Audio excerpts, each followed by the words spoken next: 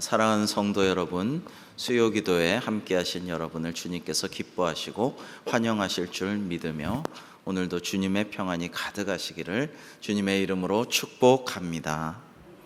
오늘은 예수님의 비유 중 두 번째로 이 가라지 비유를 살펴보시겠습니다.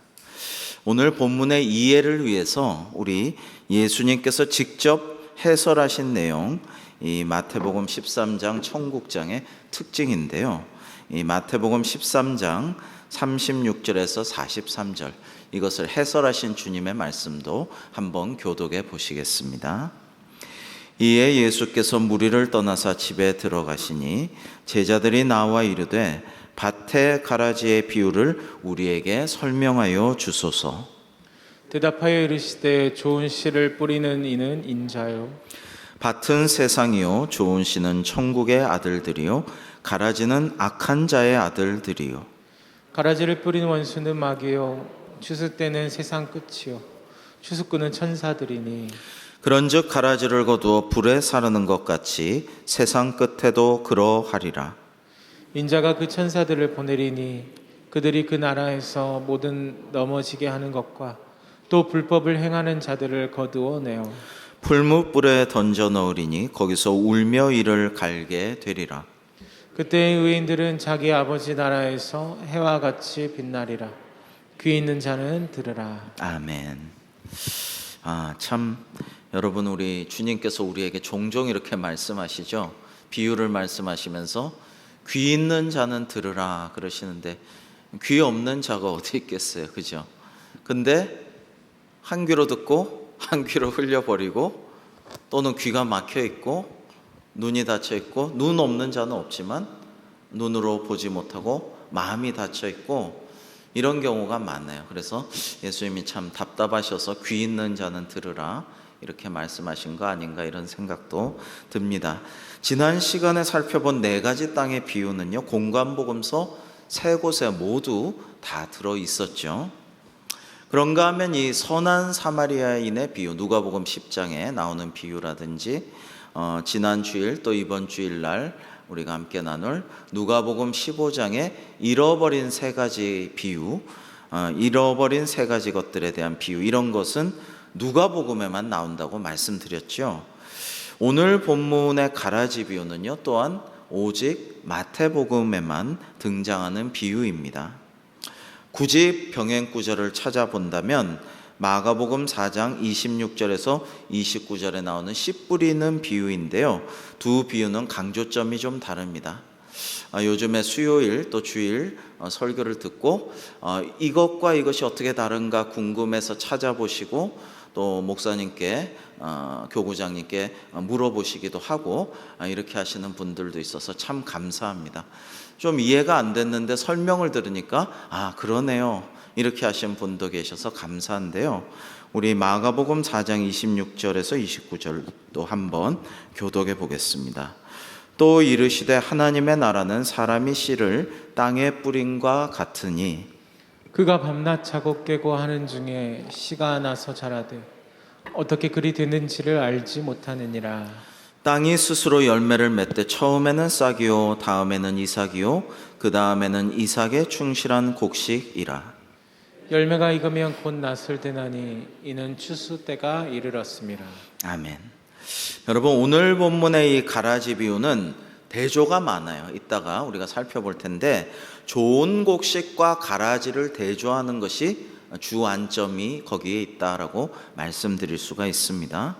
그렇다면 방금 우리가 교독한 마가복음의 씨 뿌리는 비유는 일반적인 하나님 나라의 성장, 하나님 나라의 확장, 여기에 대한 주님의 메시지입니다. 마태복음의 가라지 비유는 하나님 나라 천국의 성격과 발전에 관한 비유로서 마태복음 13장, 이른바 천국장에서 두 번째로 등장하는 비유입니다. 먼저 이 비유에 제목을 붙여보자면 딱 정답은 없죠. 이렇게 이야기할 수 있습니다. 가라지 비유, 혹은 좋은 씨와 가라지 비유, 혹은 추수 때 일어날 일 등등으로 말씀드릴 수가 있는데요, 이 가라지 비유의 내용은 다 극명한 대조로 이루어져 있어요. 여러 가지 대조가 나오는데요. 첫 번째는 밭주인과 원수를 대조를 하고 있습니다. 예수님께서 이 천국이 좋은 씨를 제 밭에 뿌린 사람 같다고 말씀으로 이 비유를 시작하시는데, 이 비유의 특징은 먼저 밭주인과 원수를 대조시키고 있습니다. 밭주인은 이제 어떤 사람이 자기 밭에 좋은 씨를 뿌리는데요, 당연히 풍성한 결실을 기대하면서 뿌렸겠죠. 예수님께서 직접 설명하신 가라지 비유의 해설에 의하면, 우리가 아까 교도관 해설에 의하면 좋은 씨를 뿌리는 자는 인자, 예수님이 흔히 자기 자신을 말씀하실 때 사람의 아들 인자라고 하셨죠. 그래서 예수 그리스도 자신을 뜻합니다. 다음 순간 이와 대조되는 원수가 등장합니다. 이 원수란 밭주인과 어떤 이유에서든지 서로 적대 관계에 있는 사람입니다. 경제 문제라든지 사기를 쳤다든지 어떤 원한을 갖고 있다든지 해가지고 원수, 대적이 있을 수 있잖아요. 그런 개인적인 어떤 원한 관계가 있는 사람이라고 볼 수가 있는데, 구체적으로 어떤 원수, 어떤 관계인지는 성경에 나오지 않습니다. 그런데 이 좋은 씨를 뿌린 사람을 비롯해 다른 모든 사람들이 잠들었을 때에 이 원수는 잠을 안 잡니다. 완전 야행성이죠. 왜요? 나쁜 짓을 하려고, 밤에 남들이 안 볼 때 하려고 그렇게 합니다. 그래서 밤에 밭에 몰래 숨어들어서 밭주인이 애써 해놓은 일을 망치려고 듭니다. 사실 악한 어두움의 세력은 주로 사람들이 일하지 않고 경계도 하지 않는 평화와 안식의 시간인 밤에 주로 활동을 하죠. 여기 밭주인의 원수도 농부가 휴식을 취한 밤에 몰래 들어와서 악한 씨를 뿌리고 가는 것입니다. 주님은 이 원수가 마귀라고, 하나님과 우리의 영원한 원수인 마귀라고 해설을 하십니다. 여러분, 이 도시 생활을 하면요, 환하게 빛이, 인공적인 빛이 비추어가지고 이 밤에도 낮으로 만든 게 인간의 지금 모습인데, 그러면서 생활 리듬과 패턴이 완전히 바이오 리듬은 깨지고, 요즘 젊은 애들이 흔히 학교 안 가면은 낮에, 아침부터 낮에 새벽까지 놀다 새벽부터 하루 종일 자요. 하루 종일 자고 이제 밤이 되면 일어나가지고 그때부터 불 켜놓고 PC 켜놓고 컴퓨터 하면서 그때부터 밤을 꼴딱 새면서 놀고 할 거 하고, 그때 숙제도 하고 미뤄놨던 온라인 수업도 듣고 그때 과제도 하고 모든 걸 그때 다 합니다. 그러고 또다시 아침이 되면, 옛날에 마피아 게임 있었는데요, 마피아는 밤에만 일어나서 활동해요. 흡혈귀 드라큘라도 해가 무서워서 태양을 피하고 밤에만 활동하죠. 그러니까 이게 박쥐 같은 것들은, 야행성 맹수나 동물들은 그렇게 하지만은 사람은 그게 아닌데, 그죠? 굳이 아침형 인간이 아니라도 태양을 안 보고 빛을 안 보면은 여러 가지 비타민 D나 모든 게 결핍이 되고 병이 생기고 문제가 생기는데, 그렇게 이상하게도 밤에만 활동하는 그런 애들이 너무 많은데 참 우려스럽다. 이게 이래가지고 되겠는가라는 생각을 많이 하게 됩니다. 시대가, 시절이 악하지 않나 이런 생각을 해요. 구조적으로 악하고, 남들이 잘 때 이상한 생각하고 딴짓하고 악한 행동도 하고 그럴 수 있는 구조적인 악의 시대가 아닌가, 이런 생각을 하게 됩니다. 자, 두 번째로 좋은 씨, 가라지의 대조인데요, 밭주인이 뿌린 좋은 씨와 원수가 뿌린 가라지가 대조가 됩니다. 앞서 네 가지 땅의 비유에서 씨는 하나님의 말씀을 뜻한다고 우리가 살펴보았지만, 여기 가라지 비유에서 씨는 성도예요. 하나님의 백성, 하나님의 자녀, 성도를 의미합니다. 좀 다르죠? 예수님의 설명에 의하면 밭은 세상이고 좋은 씨는 천국의 아들들을 뜻합니다. 그러니까 세상에 천국의 아들들 좋은 씨가 이렇게 뿌려진 것이고요, 이것을 뿌린 분은 하나님의 아들 예수 그리스도시라는 거죠. 반면에 똑같은 밭, 세상에 가라지도 뿌려집니다. 이것은 밭주인의 원수가 뿌린 거예요. 악한 자의 아들이 뿌려지는 것입니다. 이 비유의 핵심은 가라지 비유라고 했던 만큼 이 가라지가 이 비유의 핵심이다라고 할 수가 있습니다. 여러분, 밭주인의 원수가 밤에 몰래 들어와 악한 씨앗을 뿌리고 갑니다. 당시 로마 제국에서는요, 법적으로 금하게 되어 있는 게 뭐가 있었냐면, 보복하기 위해 상대방의 밭에 가라지와 같은 잡초를 뿌리는 행위를 법으로 금지하고 있었어요. 그만큼 나쁜 일인데 실제로 이러한 일이 일어났기 때문에 법까지 제정해서 금했다라는 것입니다. 상대방 밭주인을 망하게 하려고 실제로 이런 밭주인의 원수가 이런 짓을 밤에 몰래 하고 다녀서 법으로까지 금했다라는 것입니다. 자, 원수는 이미 좋은 씨가 뿌려진 밭에 가라지를 그 위에 덧뿌리고 싹 도망갑니다. 밤중에 몰래. 근데 이게 심각한 해악이 됐다라는 것이죠. 가라지는 이제 국어 사전에 보면 밭에 난 강아지 풀, 즉 잡초를 의미하는데요. 좀 더 구체적으로는 이 가라지라고 번역된 식물의 원뜻은요, 밀밭에서 같이 자라는 독보리라고 하는 독보리를 의미하는 것인데, 가짜밀이라고도 불리는 그런 종류의 식물을 의미합니다. 이 독보리 혹은 가짜밀로도 볼 수 있는 가라지는요, 싹이 트고 자랄 때까지는 밀이나 보리랑 잘 구분이 안 간다고 그래요. 근데 나중에 검은색 열매를 맺을 때 비로소 구분이 된다고 합니다. 근데 잘못해서 이걸 먹으면 아주 급한 설사와 구토, 여러 가지 악한 증세가 나타나면서 심할 경우엔 그것을 먹고 죽기도 한다고 그래요. 그래서 독보리라고도 불리운다라는 것입니다. 그래서 팔레스틴 지방에서는 이 가려낸 가라지들을 모아서 땔감으로 사용한대요. 이거를 활활 태워가지고 땔감을 쓴다라고 하였습니다. 덧뿌린다란 말은 이미 뿌린 씨 위에 한 번 더 씨를 뿌리는 행위를 말하는 것인데요.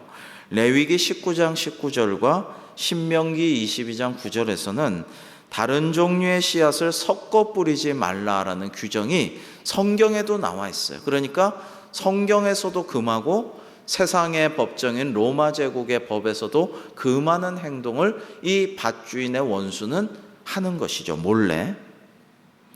두 씨앗 중 어느 한 씨앗의 열매도 올바로 수확할 수가 없고, 또 여호와 신앙의 순수성과 비타협성을 상징하는 교훈적 율법으로 레위기와 신명기에서 이렇게 금하였는데, 그것을 이 밭주인의 원수가 하고 있다라는 것입니다. 자, 가나안인의 이방 신앙과 그들과의 혼혈 결혼을 신앙의 순수성을 위해서 상당히 금하였어요. 이스라엘 유대인들은. 그런 점에서 악한 씨앗, 곧 가라지의 씨앗을 곡식의 씨앗 사이에 덧뿌려 놓은 원수의 행위는 도덕적으로나 율법적으로, 신앙적으로나 실제 행동의 그 경제적인 측면, 건강 보건의 측면, 모든 면에서 악하고 부정한 것이라고 할 수가 있습니다. 여러분, 제가 이런 이야기를 들었는데 참 인상 깊은 이야기였어요. 한번 소개해 드리자면, 어떤 밭주인이 수박서리 때문에 골치가 좀 아팠다 그래요. 수박밭 주인인데 참 정성껏 수박을 가꿔서 맛있는 달고 시원한 수박을 만들어냈는데, 너무 수박서리를 자주 하는 어떤 녀석이 있어가지고 골치가 아팠어요. 그래서 고민하다가 팻말을 하나 밭 입구에 세워 놓았다고 합니다. 그 팻말에는 이렇게 쓰여져 있었다라고 합니다. 여기 수박죽 한 개는 독약인 청산가리가 주입돼 있음.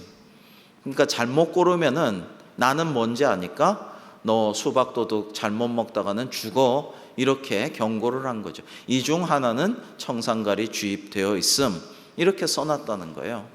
그러고 이제는 안 훔쳐가겠지, 지가 뭐 죽기를 각오하고 훔쳐먹겠어? 그러고 이제 편히 그날 밤은 잤대요.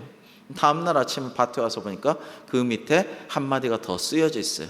이제 그 수박 2개가 되었음. 그러니까 자기도 청산가리 하나 넣었는데 주인 너는 모르지. 그러니까 밭 전체가 망한 거죠. 이제 큰일 난 거죠. 이게 이제 사실이라면 밭과 농사 전체를 망할 수도 있게 된 건데, 저는 이 이야기가 참 웃긴다 생각은 했지만 밭주인의 방법도 그리 좋은 방법은 아니었을 뿐만 아니라 이 서리하던 이의 대응도 참 무시무시하다. 너무 좀 자업자득이라면서 웃고 넘기기에는 좀 끔찍한 일면이 있다, 이런 생각을 해요. 여러분, 이 가라지들의 특징을 좀 보자면요, 첫 번째로는 위장성이에요. 곡식과 가라지가 싹이 난 초기부터 결실을 거둘 때까지 사람들은 눈에 잘 분별을 하지를 못한다. 그래서 잘 위장해 있는 게 가라지의 첫 번째 특징입니다. 여러분, 이와 마찬가지로 이 세상 끝이 올 때까지 이단 사이비들과 또 교회에 침투해 있는 가라지는 진정한 좋은 씨앗인 하나님의 성도와 잘 구별이 안 돼요. 여러분, 정말 교회에 수많은 이단들이 침투하고, 특별히 신천지라든지 최근에 지난번에 말씀드린 번개, 이런 사람들은요, 와가지고 신실한 척하고 성경 공부 같은 것도 열심히 일부러 듣고 이것저것 막 봉사도 하는 척하고 전도대도 뭐 합류하는 척하고 이러면서 구분이 안 되게 행동을 하지만, 여기는 성도들이 잘 연합해 있고 안 되겠다 싶으면은 슬그머니 빠져나가지만, 그렇지 않고 여기 좀 틈이 보인다, 허점이 보인다 싶으면은 막 이간질하고 문제를 침소봉대하고 뒤에서 유언비어를 더 확대해 나가고 이러면서 문제를 일으켜가지고 결국 그 교회에서 교인들을 빼나가거나 그 교회를 통째로 집어삼키려고 한다라는 거예요. 근데 구분이 안 돼요. 10길 물속은 알아도 한 길 사람 속을 누가 알겠어요? 누가 무슨 생각하는지 겉으로는 웃고 친절한 척하고 사랑이 많다고 하지만 속으로 무슨 악한 생각하는지 누가 알겠어요? 이단에 갔던 사람들 좀 만나보고 설득하고 이런 과정에서 하나님의 교회 갔더니, 이단이죠, 하나님의 교회 갔더니 그렇게 사랑이 많더라. 요즘 교회 그렇게 사랑이 없는데 그 하나님 교회 어쩌면 그렇게 사랑이 많은지, 아이고 올 때 갈 때 택시비도 주더라, 교통카드도 만들어주더라, 선물도 주는데 우리 교회에서 주는 거하고는 비교도 안 되게 고급이더라. 이게 사랑이 많은 거 아니냐? 완전히 속아 넘어가는 거죠. 그런 경우를 왕왕 봅니다. 구별이 잘 안 돼요. 자, 두 번째로는 잠복성이죠. 잠복성. 이삭이 나오기까지 평상시에는 곡식과 마찬가지의 외형과 생장 과정을 보이는데, 일단 이삭이 펴면서부터 알곡과 확연한 차이가 드러나게 됩니다. 그러니까 평소에는 잠복에 있다가 결정적인 순간에 그 감춰진 마각을 드러내서 알곡에게 해를 끼치는 것입니다. 근데 이 잠복성이라는 게 참 무서운 거예요. 여러분, 암이 왜 무섭습니까? 특별히 어르신들, 노년의 암 걸리면 더 무섭죠. 왜 그렇습니까? 통증이라든지 뭐 어떤 증세가 잘 안 나타나요. 그래가지고 그냥 뭐 그런가 보다 하고 지나다가, 그래서 이제 조기 검진, 건강 검진 이런 게 빨리 진단하고 발견하는 게 무엇보다 중요한데, 이게 참 무섭다라는 것입니다. 그게 우리가 아픔을 느끼는 것도 하나님 은혜예요. 어디가 아프면은 야 거기 점검해봐라, 어디가 너무 피곤하면은 뭐 갑상선이든 뭐가 왔다는 신호라는 거죠. 근데 그거를 못 느끼고 아픔도 없고 피곤함도 못 느끼고 그 암이라든지 갑상선이라든지 이게 계속 진행이, 간이라든지 이렇게 되면은 어느 순간에 큰 병에 걸리게 되는 거죠. 고혈압이 왜 무섭습니까? 침묵의 살인자라 그러죠. 사일런트 킬러. 왜냐? 증세가 없어요. 그러다 어느 날 확 넘어지면 뇌졸중 걸리는 거예요. 쓰러지는 거예요. 큰일 나는 거죠. 그러니까 무서운 것인데, 이 이단들이나 이런 것과 마찬가지로 가라지의 특징은 잠복성이다. 잠복해 있다. 암약해 있다. 여러분, 되게 재밌는 유명한 말이 있어요. 모든 유명한 스파이는 실패한 스파이다. 그러니까 007 같은 건 사실 완전 엉터리인 거죠. 맨날 지 이름 나 누구냐 그러면 나 본드, 제임스 본드, 자기 이름 밝히고 다니고 폼 잡고 다니고 적국에서 누구든지 007 누군지 유명한 스파이인 거 알고 이건 실패한 스파이. 진짜 유명한 스파이는 있는지 없는지 끝까지 모르는 거예요. 끝까지 모르고 북에서 여기 와가지고 수십 년을 그냥 잘 살다가 부르면 그냥 어느 순간에 그냥 배 타고 넘어가 버리는 이게 진짜 무서운 간첩이라는 거죠. 그래서 잠복성이라는 게 무섭다. 마지막 세 번째는 해독성이에요. 무엇보다도 큰 해독을 끼친다. 알곡에 해독을 끼칠 뿐만 아니라 그것을 먹는 사람의 인체에까지 큰 피해를 끼친다. 해독성이에요. 주님은 이 가라지가 악한 자의 아들들이라고 38절에 직접 해설하신 바 있습니다. 좋은 씨는 천국의 아들들이므로 좋은 성도, 구원받을 자, 하나님의 나라를 사모하는 자인 반면에 이 가라지는 나쁜 성도, 말에 어폐가 있죠. 성도라는 것은 세인트라는 것은 거룩한 무리, 거룩한 백성이란 뜻인데 나쁜 성도가 가라지라는 거예요. 그러니까 하나님 믿긴 믿는데 문제를 일으키고 교회를 넘어뜨리고 막 사람들을 비난하고 유언비어를 퍼뜨리고 조직을 와해시키고 공동체를 회방하는 그런 이도 있다라는 것입니다. 그래서 구원 못 받을 자, 하나님 나라를 회방하고 하나님 나라에 갈 수 없는 자를 의미합니다. 41절에는 모든 넘어지게 하는 것과 또 불법을 행하는 자들이라고 주님께서 가라지를 해설하셨습니다. 여러분 기억하십시오. 가라지는 세상과 교회 안에서 성도처럼 교묘하게 위장되고 숨겨진 파괴적인 불신자나 이단을 뜻하는 것입니다. 교회 안에서 넘어지게 하는 자나 불법을 행하는 자가 여기에 해당됩니다. 오늘날 교회가 코로나 이전부터 굉장히 많은 위기가 중첩돼 왔어요. 코로나는 촉매제가 돼서 더 큰 위기를 촉발한 거지 그전에도 많은 위기가 있었어요. 근데 제가 여러 번 말씀드리고 이단 특강 때도 말씀드렸지만 이단을 닮아가는 교회가 있고 교회 지도자가 있어요.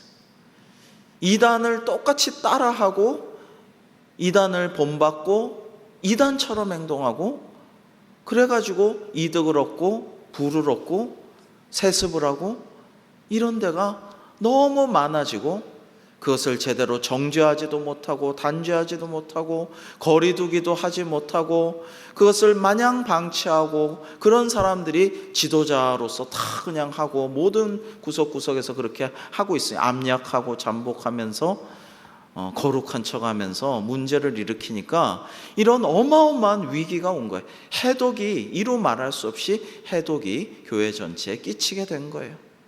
이 교회라는 밭에 세상이라는 밭에 엄청난 악한 사태가 일어나게 된 것이 아주 자명해요. 믿음의 눈으로 영적인 눈으로 보면 얼마든지 거기에 대해서 구체적으로 더 설명을 할 수가 있는 상황이 되어버렸어요. 너무나도 안타까운 일입니다. 자, 세 번째로 대조되는 것은 주인의 태도와 종들의 태도가 명백하게 대조가 됩니다. 이 비유에서 또 하나의 중요한 부분은 밭주인과 그 종들의 대조적인 태도입니다. 주인은요, 이 가라지, 원수가 가라지를 좋은 씨 위에 덧뿌리고 갔다라는 보고를 받고도 의연한 자세를 취합니다. 종들은 흥분하고 막 뭔가를 하려고 하지요. 여기 대조점이 있습니다. 주인은 원수의 정체를 아마 알고 있는 듯합니다. 원수가 이렇게 하였구나라고 28절에 나와 있죠. 원수가 그렇게 할 것을 미리 알고 있는 듯하죠. 그래서 주인은 화를 내거나 흥분하지 않고 또 분별 없는 행동을 막 실행하지를 아니합니다.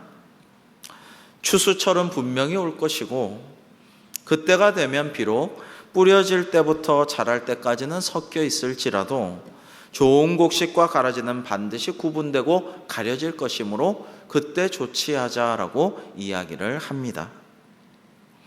좋은 씨가 뿌려지면 반드시 좋은 열매를 맺게 되죠. 좋은 씨란 다가올 천국에 대한 분명한 믿음을 가진 성도를 의미합니다. 이 씨를 뿌린 사람은 좋은 곡식과 같이 돋아나는 가라지를 보고 낭망하지 않습니다. 이 본문에서 좋은 씨를 뿌린 밭주인은 주님이시잖아요. 예수 그리스도께서는 결코 낭망하지 아니하십니다. 씨를 뿌린 사람은 원수의 모든 방해에도 불구하고 결국에는 풍성한 열매들, 좋은 추수를 완성하고 그것을 거두어 드릴 것입니다. 원수가 뿌린 씨에서 자란 것은 심판 때 반드시 가려지고야 말 것입니다. 가라지를 미리 뽑아버리자는 종들의 요청에 대해서 주인이 가만두라고 한 이유가 중요합니다. 그것은 가라지를 뽑다가 곡식마저 뽑을까 염려하셨다라는 거예요. 이게 주님의 마음이에요.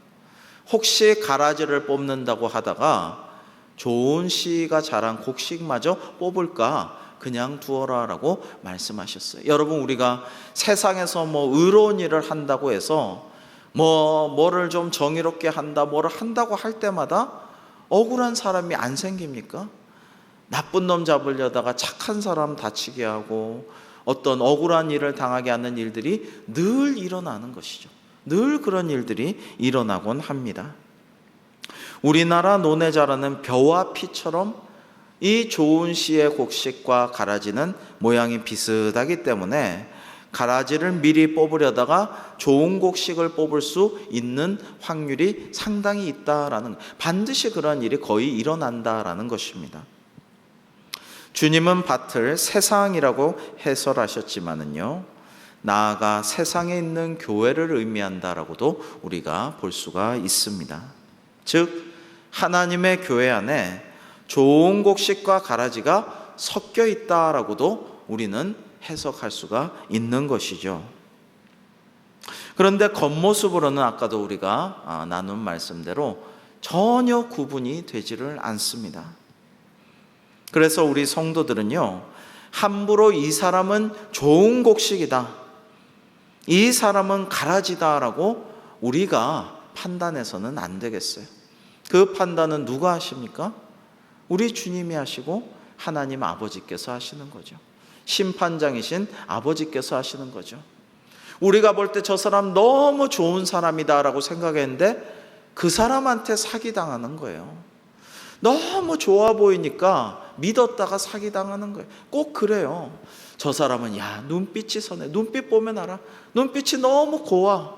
저 사람은 너무 인자한 사람이야. 얼마나 나한테 친절하고 잘해주는데 그래가지고 홀라당 넘어갔다가 당해요. 내가 사기꾼같이 생긴 사람이 사기치는 걸 못 봤어요. 그렇죠? 나 사기꾼이요 하고 얼굴에 쓰여있고 약삭 바르고 험상 긋고 등치게 생긴 사람이 사기치는 사람 봤습니까? 그렇게 안 생긴 사람이 사기쳐요. 그리고 오랫동안 잠복해 있다가 계획해가지고 계속 좋은 것 주고 밥도 잘 쏘고 정말 뭐든지 퍼주고 이러니까 저 사람 내가 뭐라도 해주고 싶다, 갚아주고 싶다, 도와주고 싶다, 뭐라도 내가 또 빌려주고 싶다, 이 신뢰를 구축시켜 놓고선 홀라당하고 내빼는 거죠. 그게 전형적인 수법인데 우리가 어떻게 해요? 알면서도 당한단 말이에요. 알면서 내가 되게 똑똑하다고 생각하고 나는 절대로 안 넘어간다고 생각하는데 알면서도 어느 순간에 당해요. 그게 사기꾼들의 수법인데, 자, 이거를 영적으로나 교회에서도 적용하면 이 사람은 좋은 사람이야 라고 하지만 하나님 보시기에 어떨지 모른다. 여러분, 그래요. 실제로 하나님 보시는 것과 우리가 보는 게 되게 달라요. 여러분, 목사가 보는 눈하고 성도가 보는 눈도 너무 다를 때가 많아요. 여러분, 그게 달라요. 근데 하물며 하나님과 우리가 보는 시각과 안목과 그게 너무 달라요. 하나님이 그러시잖아요. 성경에도 내 생각은 너희 생각과 다르고 내 생각은 너희 생각과 다르니 하늘이 높음 같이 땅에 있는 너희 생각보다 높다, 이 말씀하시잖아요. 이사야 같은 데서. 사실이 그렇거든요. 자, 그런가 하면 저 사람 가라지다, 저 사람은 저거는 포기다, 좀 없었으면 안 봤으면 좋겠다, 없는 게 우리 공동체에 도움이 된다, 없어야 좀 평안하겠다. 없어야 좀 봉사할 때 덜 시끄럽고 좀 편안하겠다. 여러분, 하나님 보시기엔 또 그렇지 않을 수 있어요. 그 사람이 은혜 받고 자라나서 깨우침을 받아가지고 얼마든지 놀라운 일을 할 수가 있다라는 것을 아셔야 돼요. 그러니까 우리가 이 사람은 가라지니까 뽑아내야 돼, 솎아내야 돼, 우리가 감히 이렇게 말할 수는 없다라는 것을 우리가 알아야 되는 것입니다.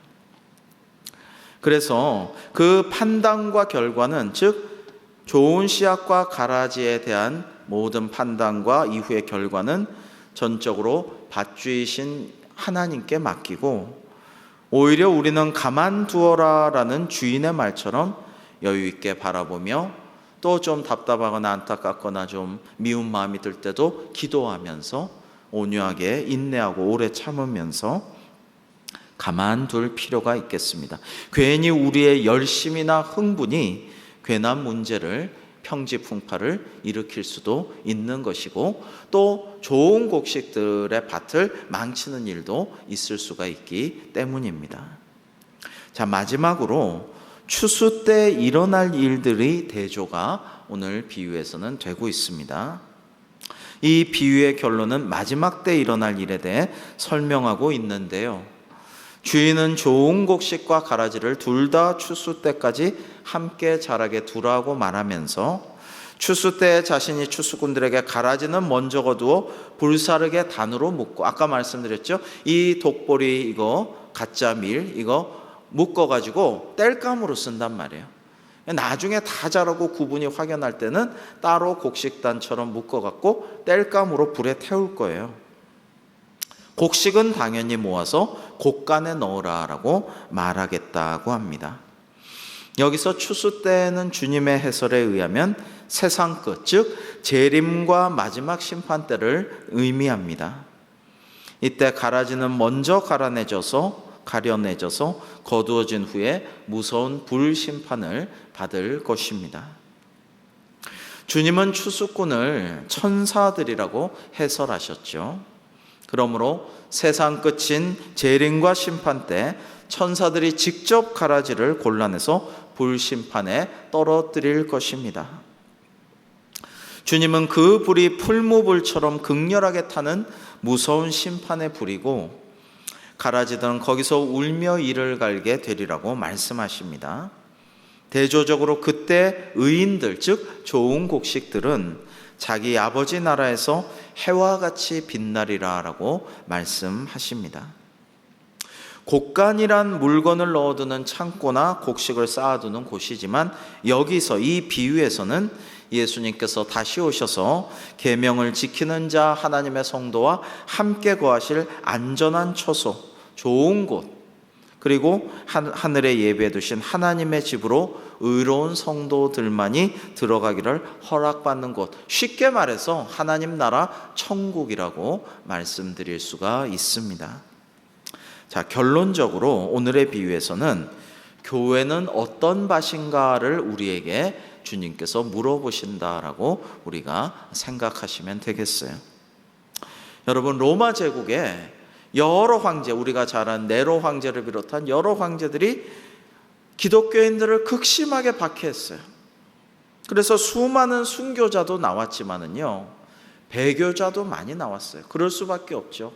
고문하고 너도 십자가에 달려 죽어라, 십자가에 화형도 하고, 콜로세움 같은 그런 원형 경기장에서 양가죽, 염소가죽을 씌워가지고 맹수들을 풀어서 배고픈 맹수들이 잡아먹게 하고, 끔찍한 잔인한 그들의 오락거리로 삼는 그런 과정에서 정말 순교하고 바로 하늘나라로 스데반같이 올라간 순교자들도 많았지만, 어쩔 수 없이 목숨이 아까워서 가족도 부양해야 되고 그런 책임감과 이런 것 때문에 어쩔 수 없이 배교, 기독교를 배신한 그런 사람들도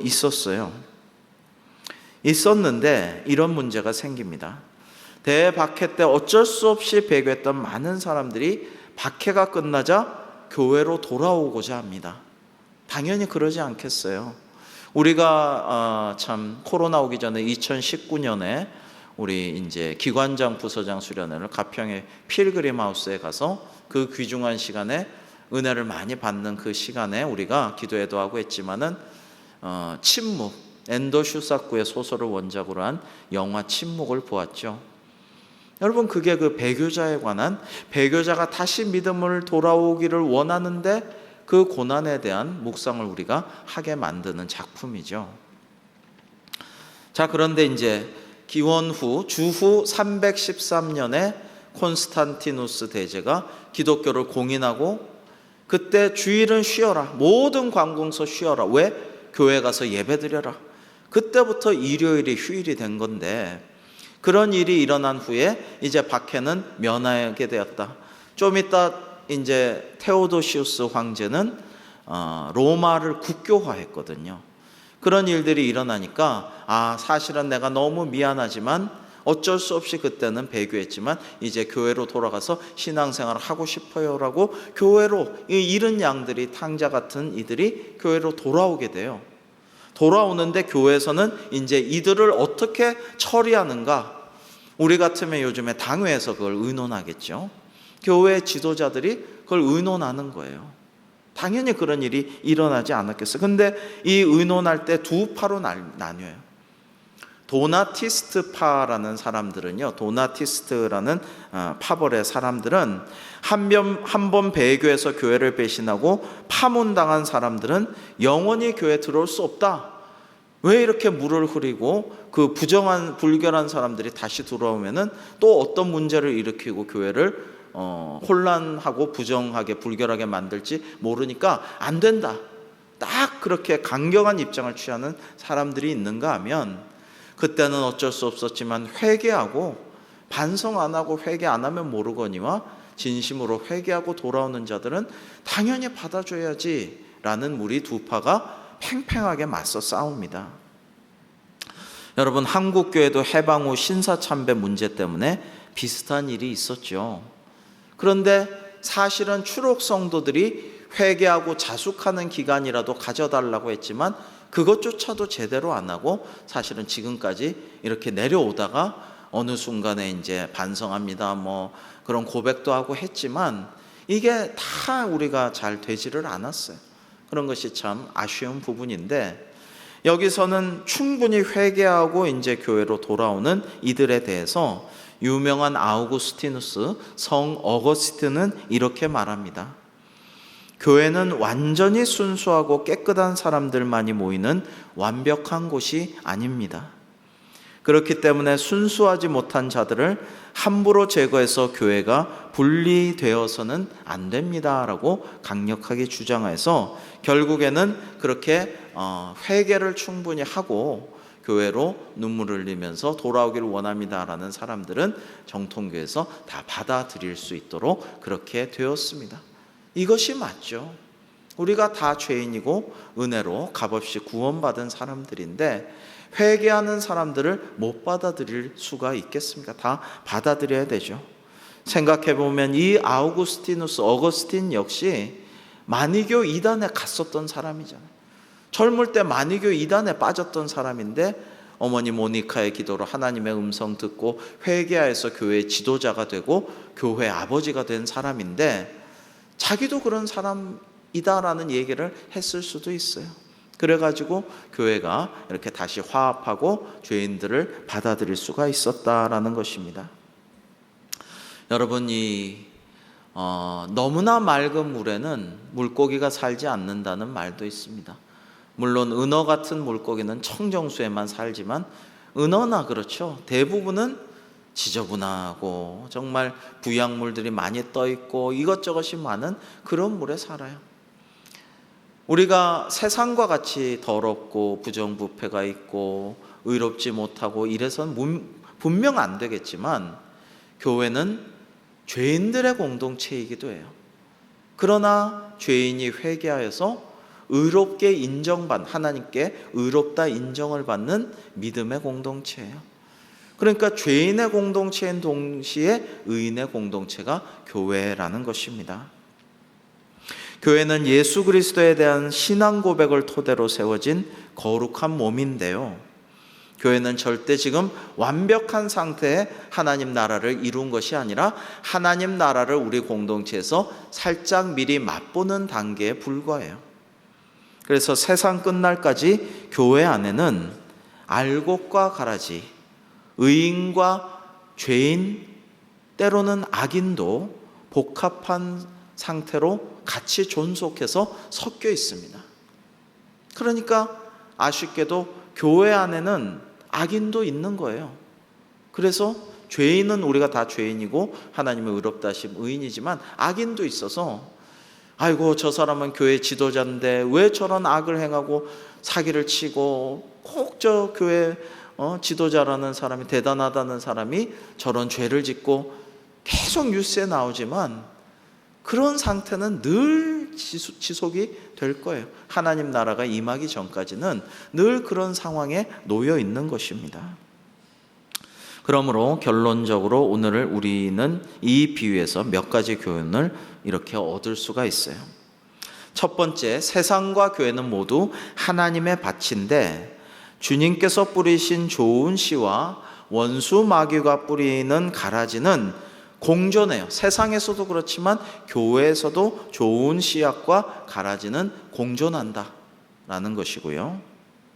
두 번째로 우리가 이 좋은 곡식과 가라지를 가려내거나 뽑아버리고자 하면 안 되고 문제가 생기므로 주님은 그 선별 과정과 심판을 마지막 때까지 미루신다. 생각해보면 예수님조차도 가룟 유다를 너 나중에 나 배반할 놈이지, 배신자지, 너 마귀가 들어갔지 하면서 속아내지 않았어요. 마귀가 들어간 이후에도 그냥 두셨어요. 그냥 그렇게 두시는 거예요. 세 번째로 그러므로 누가 좋은 곡식인지 가라지인지 선별하라는 것이 이 비유의 목적이 아니고요. 자, 좋은 씨앗이 있다. 이건 성도고 악한 자의 아들 가라지, 이 나쁜 것은 나쁜 것이고 독보리고 가짜 밀이니까 속아내라. 이게 이 비유의 목적이 아니고 여러분 우리가 겸손하게 나도 얼마든지 좋은 곡식 좋은 씨앗이라고 생각하지만 나도 가라지가 될 수도 있다. 그런 것을 좀 생각해야 돼. 누가 내가 가라지라고 생각하는 사람 누가 있겠어요? 이단도 자기가 이단에 끌려 들어가서 거기에 속고 있는 자들도 자기가 가라지라고 생각을 안 하고요. 이단의 지령을 받고 교회 침투해서 그 교인들을 빼내가고 교회를 와해시키려는 자들도 자기가 가라지라고 생각 안 해요. 나는 좋은 씨앗인데 이 지금 부패하고 불의한 교회를 정화하기 위해서 내가 희생하면서 이 스파이 노릇한다. 그런 생각을 하죠. 그래서 우리는 판단을 주님께 맡기고 하나님 아버지께 맡기고 굉장히 겸손한 마음으로 자기 자신도 돌아보고 남들도 함부로 비판의 잣대로 정죄하거나 판단하지 않아야 된다라는 것을 알 수가 있습니다. 마지막 네 번째는 분명한 것은 그러나 마지막 심판 때 좋은 곡식과 가라지는 분명히 주님께서 가려주실 것이고 각각 영원한 축복으로 하나님 나라에서 왕노릇할 좋은 성도들이 있는 반면에 영원한 불심판에 형벌로 떨어지는 가라지도 있다라는 것입니다. 여러분 현대교회의 가장 큰 영적 위기는 여기에 있어요. 이걸 알아야 되는데 천국에 간다는 걸 분명히 믿지 않고 부활, 영생, 구원과 천국을 별로 안 믿으면서 교회 생활하는 사람들, 구미 유럽에서는 목사들조차 천국을 별로, 부활을 별로 안 믿으면서 설교하고 가르치고 이런 사람들이 많다라는 거. 이게 크나큰 위기의 시발점이고 지옥도 마찬가지예요. 하나님을 대적하고 원수 노릇하고 가라지한 이들은 분명히 지옥불에 떨어질 것인데 양과 염소를 구분하듯이 알곡과 가라지를 분명히 구분해서 따로 처분하실 것인데 지옥을 두려워하지 않고 하나님의 심판을 두려워하지 않으니까 하나님을 두려워하지 않고 제멋대로 하고 세상에 부만 세습하고 나쁜 짓 하고 성적으로도 그런 짓을 나쁜 짓을 해놓고도 전혀 제대로 반성도 하지 않고 그런 일들이 계속 일어나는 거예요. 왜요? 하나님을 두려워하지 않고 지옥을 두려워하지 않고 심판을 두려워하지 않기 때문이에요. 이런 것들을 바로 가르치지 않고 우리가 바로 믿고 그 말씀을 잘 살 두려움으로 받아들이지 않기 때문에 교회의 위기가 있는 것이고, 엉터리 신자들, 그냥 나중에 하나님이 어떻게 평가할지 모르는 그런 이들이 많아지는 것입니다. 사랑하는 성도 여러분, 우리가 잘 안다라고 생각하지만 생각하고 생각할수록 묵상할수록 하나님의 우리를 향하신 깊은 사랑과 교훈이 주님의 비유에 담겨 있음을 깨닫습니다. 오늘도 이 가라지 비유를 더욱더 묵상하시면서 기도하면서 주님의 은혜를 겸손히 구하여서 우리가 좋은 씨앗으로 성장해서 반드시 하나님 나라에서 주님과 함께 기뻐하고 즐거워하는 그곳에서 다 만나서 행복한 천국에서의 삶을 함께 누리는 우리 모두가 되기를 주님의 이름으로 축복합니다. 기도하시겠습니다.